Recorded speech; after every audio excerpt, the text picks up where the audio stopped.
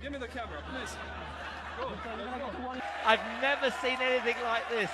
This is. Ora boas malta, estamos aqui hoje para falar sobre os melhores jogos e as minhas apostas em ténis para quinta-feira. Quinta-feira, Liga dos Campeões. Sim, eu sei, é estranho, mas vamos ter a Liga dos Campeões à quinta-feira, ou pelo menos essa semana. Para a semana temos Liga Europa. No entanto, estamos aqui para falar sobre a bola amarela e não só para falar de futebol. E começamos aqui com o primeiro jogo da Siniakova contra a Kazakhtina. Uma Siniakova que já tem aqui 3 jogos, jogou contra a Sharma, a Gibson e mais recentemente a Park, que é uma jogadora da casa, e a Park perdeu por 6-2, 6-2. Num jogo que valeu claramente o serviço a Siniakova e saber lidar com os momentos de maior pressão. A verdade é que a Siniakova teve 3 situações em que enfrentou situações de breakpoint e acabou por conseguir anular todas. Salvou todos os breakpoints que enfrentou no seu jogo de serviço, ao contrário da adversária que enfrentou 5 situações de breakpoint e só conseguiu salvar uma. Só para vocês terem uma ideia, em termos de resposta ao serviço, a Siniakova ganhou 52% dos pontos e no segundo serviço da adversária ganhou 55% dos pontos, o que é muito. Só para vocês terem uma ideia, a Siniakova converteu 80% dos breakpoints que teve à disposição, já a adversária 0.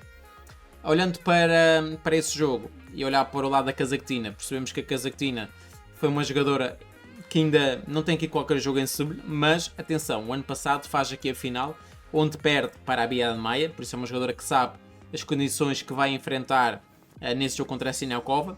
Tem vantagem no confronto direto frente à mesma, 2-0 nos últimos 2 anos, ou num ano e meio, digamos assim, porque o último jogo foi em outubro de 2024 e tivemos aqui um jogo mais recente em Roland Garros em maio deste ano, onde a Kazakhtina ganha pelo mesmo resultado que tinha feito em Ningbo na China em outubro do ano passado. Ambos jogos acabou por ganhar por 2-1. Kazakhtina perdeu com a Osaka, uma boa Osaka no US Open, mas deixou claramente uma boa imagem. Por isso, em termos de perfil de jogo, a Kazakhtina é uma jogadora que não tem um grande serviço, mas tem um serviço que mete a bola jogável e depois constrói. E no fundo do corte é uma jogadora mais consistente em termos de pancada do que a Siniakova, por exemplo. A Siniakova é uma jogadora que vai oscilar sempre mais do que a Kazakhtina, que é uma jogadora mais consistente. E até atrevo-me a dizer que nesse jogo, se seguir, lá está, as linhas condutoras, a Siniakova acaba com mais erros não forçados e com menos winners do que a Kazakhtina.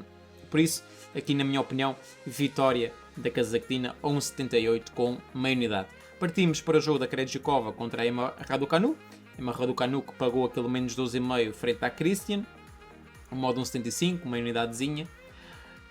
Temos uma Krejcikova, lá está, que vem de um jogo fácil contra a Prozorova, uma jogadora russa, 6-1, 6-2, claramente uma vez mais salvou todas as situações de breakpoint que enfrentou e converteu a maior parte delas no jogo da Prozorova, e é uma jogadora que pronto, tem um estilo de jogo variável, aqui uma jogadora russa, uma jogadora muito jovem, muito imatura ainda no seu jogo, ainda está em fase de desenvolvimento, muito nervosa nos momentos de maior pressão e lá está, claramente a experiência da Krejcikova a levar a melhor.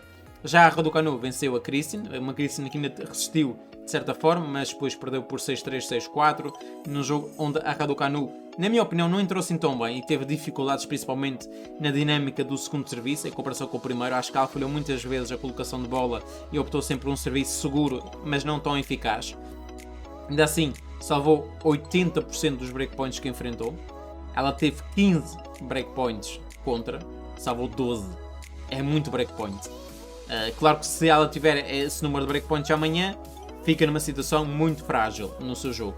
No entanto, valeu claramente a resposta ao serviço, onde fez 48% dos pontos no primeiro serviço da adversária e 55% no segundo serviço da adversária. E lá está, e converteu 71% dos breakpoints que teve à disposição, 5 em 7.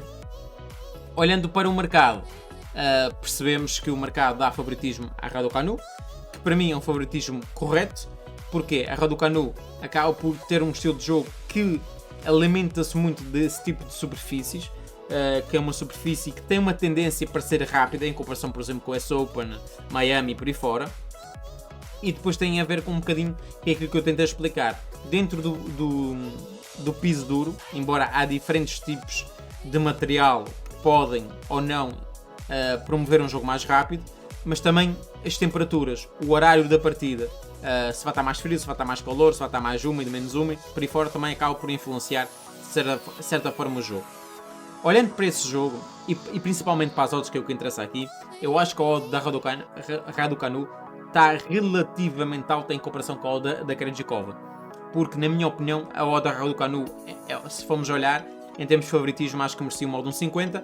Eu acho que essa odd de 1,70 cria aqui uma certa estranheza e uma certa dúvida pelo jogo não tão consistente contra a Kristin, que é uma adversária mais acessível do que a Krejcikova, e aqui o mercado está a dar, de certa forma, o favoritismo a Raducanu, mas de certa forma a distribuir um bocadinho mais o peso para o lado da Krejcikova, não é? A dar o benefício da dúvida, olhando muito para o jogo em questão. Mas o jogo da Krejcikova, por exemplo, contra a Prozorova, é um jogo mais fácil em termos de adversário do que a Raducanu contra a Kristin. Por isso, é normal que no longo prazo a Krejcikova faça um resultado mais curto, mais fácil, do que, por exemplo, a Raducanu contra a Kristin, porque a Kristin é uma jogadora já desenvolvida, é uma jogadora que tem outro tipo de jogo que a Prozorova ainda não tem, pode vir a ter, mas olhando para o mercado também aqui vou colocar meia unidade na Raducanu a 1,70, para quem quiser pode ir aqui no menos 1,5, 1,75, eu vou ficar pelo mercado. Acho que mesmo se o jogo for a 3 sets, acho que pela dinâmica que ela tem no seu jogo, poderá levar a melhor. No entanto, quem puder ver o jogo, melhor, porque é aquilo que eu digo, se a Raducanu fizer um jogo tão inconsistente e com muitos problemas no seu jogo e a cometer muitos erros não forçados como cometeu contra o jogo contra a Kristin, a Krejcikova leva a melhor. Não tem qualquer dúvida disso. Agora, se a Raducanu mostrar o jogo que tem vindo a mostrar, e se esquecermos um pouco esse jogo contra a Kristin, que foi o seu primeiro jogo, e também, a verdade seja dita, ela estava-se a preparar para um horário, para um dia, mas depois foi colocado noutro com condições ligeiramente diferentes, temos que dar aqui pelo menos o benefício da dúvida à Raducanu. Pessoal, este foi o Ponto Break. Não se esqueçam de deixar o like, subscrever o canal e ativar as notificações. E vemos numa próxima oportunidade aqui para falar sobre ténis e apostas.